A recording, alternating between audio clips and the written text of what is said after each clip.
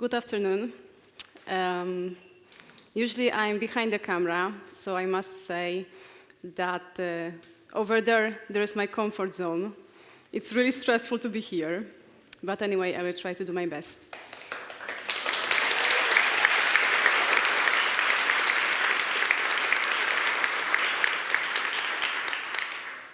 Thank you. So, I'm a journalist and filmmaker. I am also the author of TV documentary series entitled Shalom Poland. But before I tell you more about my project, let me tell you about the roots of my professional journey. I grew up in a small town in Poland, where I would often spend a lot of time with my grandparents. They would often tell me stories about the Second World War and Poland before the war. And listening to their stories, I realized that they often talk about their Jewish friends and neighbors. And I realized also that they were talking about Poland that I didn't know, and actually that I would never have a chance to know, because most of the people from their stories were already gone. So I was quite upset about that, because I felt that I was really missing something.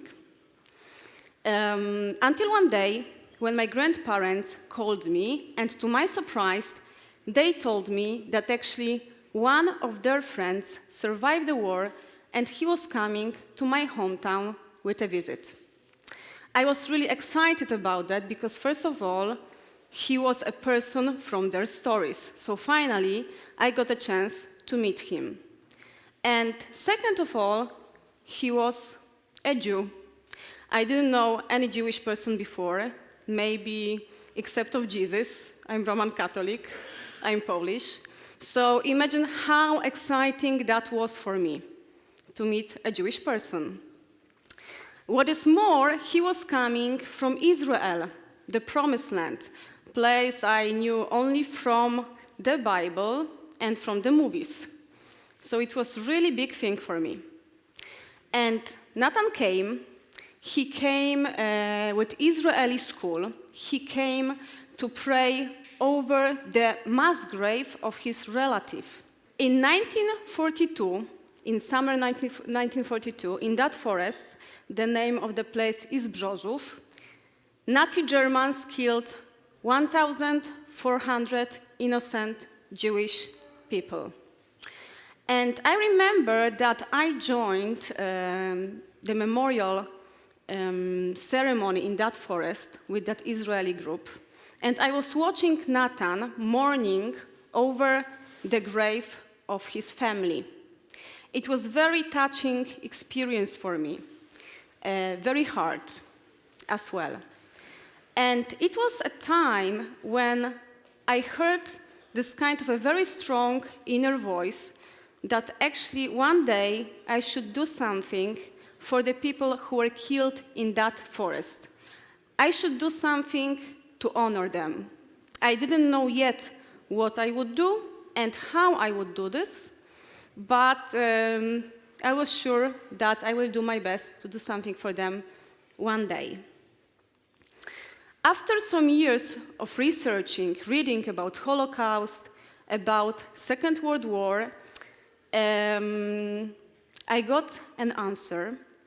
I realized that people who were killed in that forest, they were actually victims of fear, hatred, intolerance, anti-Semitism, all caused by lack of knowledge. So already I knew what I could do. I could try to educate non-Jews about Jewish people, Jewish religion, Jewish culture in general. So first of all, I decided to get a proper education. I applied to the Department of Political Science and Journalism, Jagiellonian University, as already I wanted to become a journalist. I knew that I would like to contribute somehow to this world, and as you know, always mass media is the biggest tool to influence somehow people.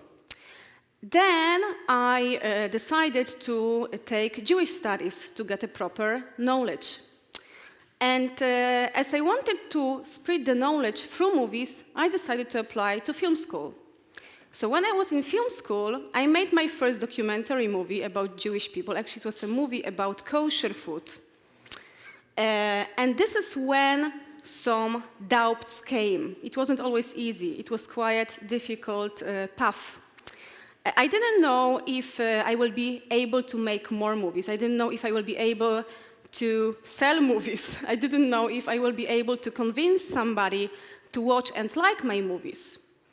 But also, then I was really blessed to meet right people, people who wanted to work with me on my movies, people for my film crew. And I promise that I will say hello to them from this stage. So Artur, Adam, Przemek, big thank you. They were also willing to help me for free. And very soon after that, just out of the blue, somebody from Polish television contacted me, and he said that actually he liked our work and he would like to have more of it so they could show it on television. So things became to be more serious, and I had to decide about main message for my movies, how I would like to teach, what I would like to change, what I would like to say. And talking to ordinary Poles, I understood that actually there was a very fragmentary knowledge about Jewish people in my country. And in most of the conversations, Jewish people would appear as strangers. So at the beginning, it was very important for me to make Jewish people in my movies more human. What does it mean? I wanted, for example, to underline that there are not so many differences between Polish people and Jewish people. So I was trying to choose some common things, like I wanted to underline that we have a common culture, and both for Jewish people and non-Jewish people, family, religion, language, food are important, that we have common food. For example, we have pierogi, Jewish people would call them kreplach, we have placki ziemniaczane, dumplings, Jewish people would call them latkes, and so on and so on. We are also trying to educate Polish people about basics of Jewish culture, and we are trying to underline that there is a big variety among Jews. So not everybody is, for example, religious Orthodox. Not every Jew would live in Israel. There are some people who are not religious. They're really, really different. So here I would like to show you some stills from my movies. Every episode would talk about different subject, would introduce to the audience different character. For instance, here you can see Orthodox rabbi riding the motorbike. So as you see, Orthodox person can be cool. We are also trying to invite the viewers to the Jewish houses. So you can see a religious family peeling potatoes for the dinner, or telling some fairy tales for bedtime. On this photo, you can see two Jewish comedians coming to Krakow, having some Polish, Jewish typical snack called in Polish obwarzanki, in Yiddish, English bagels. We are also talking about Jewish holidays. Here there's a photo from Hanukkah and from Purim. And there was one episode about Festival of Jewish Culture. So my main goal was to change attitude and bring people together by, again, spreading the knowledge, raising up questions, not always giving the answers, sometimes just inviting people to discussion. And with time, I understood that maybe I should try to go for some controversial topics. So, for example, in one episode entitled Lucky Jew, we were telling about Jewish figurines, controversial Jewish figurines holding coins. You can see some of them in many places in Krakow. So after screening the movie, some Polish people actually came to me and they told me that they regret buying the figurines with the coins because now they are aware of the fact that those kind of figurines can be offensive to somebody. In another episode entitled Purim, we were showing the revival of Jewish life in Poland, in Krakow. And we were talking about Polish Jewish people who are coming to their roots. And that actually changed attitude of some Jewish people who thought that Poland is a not good country for Jewish people. So again, Jewish people were coming to me and they were telling me, you know what, my grandfather would tell me, do not ever go to Poland because you won't be safe there. But after watching your movie, now I know that this place is really good for Jews today, and I would like to come and see it. Sometimes Jewish people were coming to me, to my surprise, and they would tell me, you know what, this is really great idea that you want to teach your people about our culture, but we also now believe that we should try to learn something about your culture, about Poland, and about your religion, about Roman Catholicism. Because if we are talking about dialogue should be on both sides. So in general, with the movies, we were trying to fight stereotypes, xenophobia, anti-Semitism, intolerance, and misunderstandings on both sides. So as you see, a project has been evolving through the need in the society. So I can say that goal is almost achieved. To my surprise, the movies has been sent to many different countries all over the world: Germany, Sweden, Netherlands, USA, Israel. And it turned out that my project became to be universal.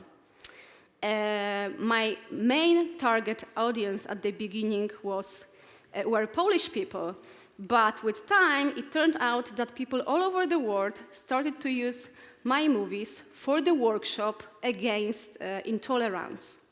So just to sum up, as we are talking today about transformation, 3 things that motivated me in my transformation while working on my project were: be a contributor, follow your inner voice, and educate. So today I believe that I kept my promise. At least I'm trying.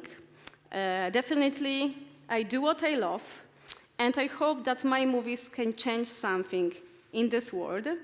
And I would like to share with you a quote which I once heard. I'm pretty sure it was one of the TED Talks. If you really want to do something, do it. Most probably it is your destiny or God calling you. So follow your instinct and get ready for transformation. So I finished my talk, and now I would like to show you a sample of my work.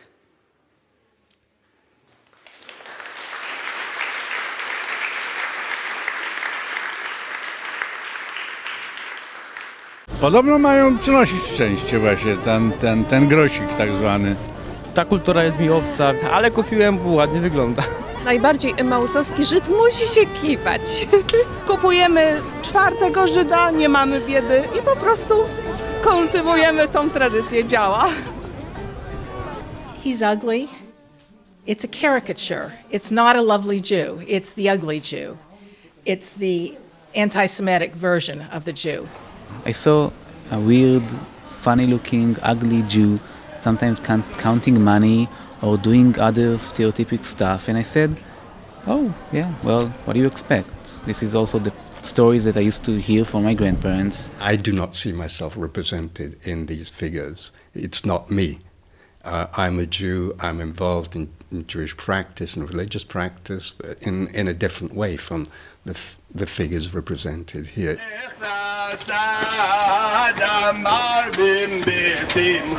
Everybody!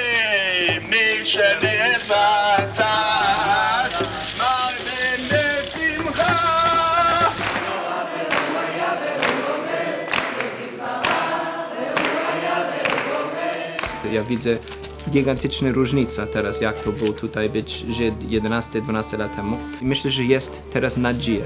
To nie jest tylko, że są Żydzi tutaj, musimy ich pomagać, może wyemigrować do Izraela albo do Kanady, do Ameryki, do zachodu Europy, ale myślę, że teraz ludzie wierzą, że jest przyszłość żydowska tutaj w Krakowie.